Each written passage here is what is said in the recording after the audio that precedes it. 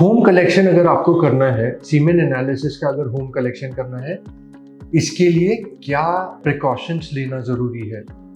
दो चीजें। एक, जो कंटेनर आप यूज करने वाले हैं, it should be sperm friendly container. So ideally ये कंटेनर उस फर्टिलिटी क्लिनिक से लेके आना चाहिए जहां पे आप सीमेन एनालिसिस करने वाले हो।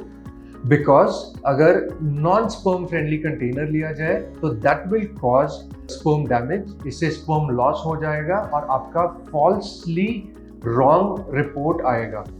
सेकेंड, आप सीमेन एनालिसिस जब भी कलेक्ट करोगे, विद इन 1 आवर आपको सैंपल क्लिनिक में लेके जाना है फॉर एनालिसिस।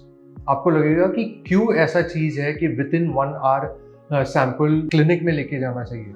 तो उसका रीजन ये है कि अगर ज्यादा टाइम लगता है तो स्पर्म मोटिलिटी जो होती है, स्पर्म स्पीड या स्पर्म मोटिलिटी, उसके ऊपर इफेक्ट आ सकता है। अगर आप मेरा एक्सपीरियंस पूछोगे तो मेरे को ऐसा लगता है कि अप्रॉक्सीमेटली 2 आवर्स तक, 2.5 आवर्स तक स्पर्म मोटिलिटी में डिफरेंस नहीं पड़ता है। अगर 1 आवर पे चेक किया जाए, 1.5 आवर्स पे चेक किया जाए, 2 आवर्स पे चेक किया जाए, 2.5 आवर्स पे चेक किया जाए, मैंने ये देखा हुआ है कि there is no appreciable difference in sperm motility.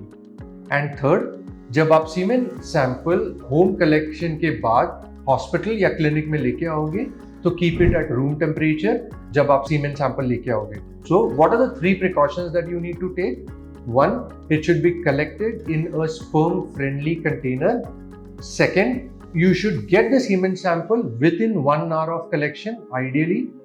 And third, it should be kept at room temperature or body temperature when you are coming to give the semen sample.